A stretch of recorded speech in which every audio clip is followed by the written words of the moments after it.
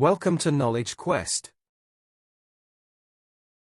Today I will explain the story of Whispers of the Forest. In a village nestled between the misty peaks of the Eldergrove Mountains, there was a legend that haunted every child's bedtime. They spoke of the Forest of Whispers, a vast expanse of ancient trees, their roots twisting through the earth like veins of forgotten stories. It was said that the forest spoke in a language only the bravest, or perhaps the foolish, could understand. Lina, a young girl with curiosity as boundless as the sky, had always felt an inexplicable pull toward the forest. Her grandmother would warn her, "The forest is alive with voices, Lina. Don't listen too closely, for you may never leave." But Lina didn't heed her grandmother's words. On the eve of her 13th birthday, as the sun dipped behind the horizon, she set out for the forest. The trees loomed like giants, their trunks thick and gnarled, reaching toward the heavens. The air was thick with the scent of earth and moss, and as she stepped beneath the canopy, the whispers began. At first, they were faint, like the soft rustle of leaves in a gentle breeze. But as she ventured deeper, they grew clearer, forming words she could almost understand. "Lina," they seemed to call. Her heart raced. She stopped, scanning the shadows that danced around her. Was it the wind? Or was something watching her? A voice, deep and ancient, echoed from within the forest. "Do not come closer, child." But Lina's feet moved on their own, drawn to something she couldn't explain. The whispers surrounded her now, almost like a chorus, their words rising and falling with the rhythm of the wind.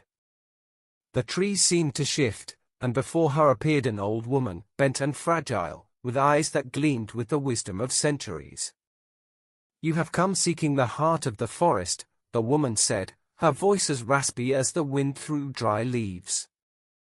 "But beware, for not all truths are meant to be known." Lina swallowed hard but stood tall. "What truth? What is the forest hiding?" The woman smiled, revealing teeth like shards of bone. "The forest is not just alive, dear child. It is a keeper of secrets, a sanctuary for those who have forgotten their way." With a sudden movement, the woman gestured toward a clearing ahead.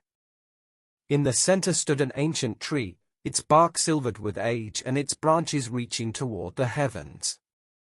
Its roots sprawled like a vast network beneath the earth, and its trunk seemed to hum with an otherworldly energy. "This is the heart of the forest," the woman said, her voice now a whisper. "But beware, for once you gaze upon it, you may never return the same." Lina's curiosity overwhelmed her, and with a steady breath, she stepped forward, her eyes locked on the tree. As she neared, the whispers grew louder, almost deafening, as if the forest itself was speaking directly to her. Then, the ground trembled. The tree's roots surged to life, coiling and twisting, and from the depths of the earth, a light burst forth, bright as the stars. Lina staggered back, shielding her eyes.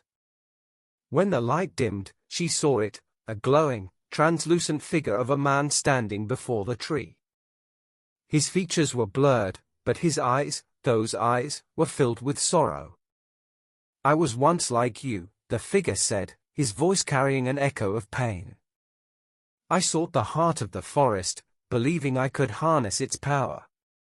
But the forest has its own way. It grants no wishes, no favors. It only takes." Lina took a step back, heart racing. "What do you mean? What did it take from you?"